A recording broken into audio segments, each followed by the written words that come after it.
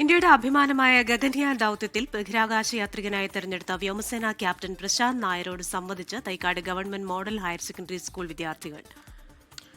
ബഹിരാകാശത്തേക്കുള്ള തന്റെ സ്വപ്നയാത്രയുടെ വിസ്മയകരമായ അനുഭവങ്ങൾ വിദ്യാർത്ഥികൾക്കും പ്രചോദനമായി.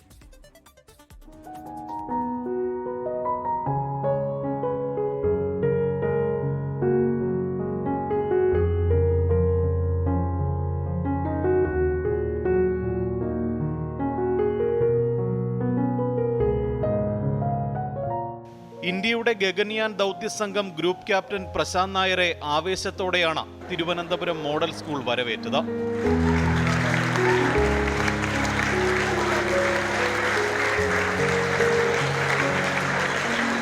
ഗഗൻയാൻ ദൗത്യത്തെക്കുറിച്ചും ബഹിരാകാശ ദൗത്യത്തിനായുള്ള പരിശീലനത്തെക്കുറിച്ചും പ്രശാന്ത് നായർ കുട്ടികളുമായി സംവദിച്ചു. മോഹൻലാൽ പഠിച്ച സ്കൂളിൽ വരാൻ കഴിഞ്ഞതിൽ അഭിമാനമെന്നും ആദ്യ പ്രതികരണം. Is also from this school, along with many other militaries. So you all are already winners, and I am far away from a small village called Nemmara in Palakkad. We hardly travel down south. In my younger days, I never traveled south of Thrissur, and then now I am coming here in Trivandrum. I can tell you, I have not gone and spoken in my own school, but I have come here now. It's my first talk. So that is a pull of government model school. So thank you once again for having me here.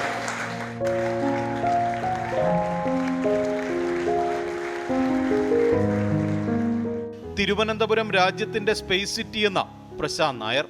In Trivandrum I say is the space city of India. So most of the rocket and components for the Gaganyaan mission, the capsule and many components of it is being made here. Within and designed everything here. Like I said, most of it we forget and we think it's happening somewhere else. ചടങ്ങിൽ ഗഗൻയാൻ പദ്ധതിയുടെ ഒന്നാമത്തെ ഡയറക്ടറും model school പൂർവ്വ വിദ്യാർത്ഥിയുമായ doctor ഉമാമഹേശ്വരനും പങ്കെടുത്തു. കുട്ടികൾക്കൊപ്പം ഫോട്ടോയെടുത്തും autograph നൽകിയുമാണ് മടങ്ങിയത്.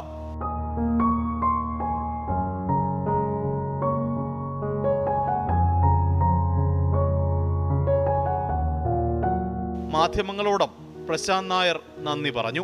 Thank you. We are proud of you. I am proud of all of you. Okay, sir. Thank you. Thank you.